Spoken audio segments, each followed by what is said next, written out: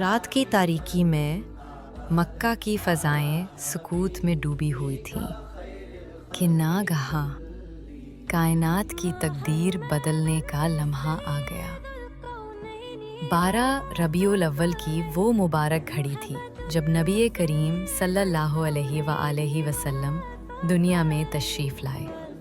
یتیمی کے سائے میں پیدا ہونے والے یہ ننھے نبی حقیقت میں تمام جہانوں کے لیے رحمت اور روشنی لے کر آئے۔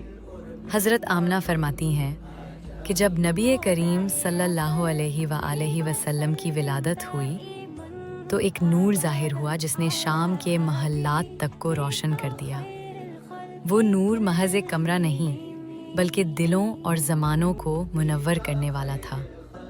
زمین و آسمان پر مسرت کی لہر دوڑ گئی، گویا اندھیروں میں امید کا چراغ جل اٹھا۔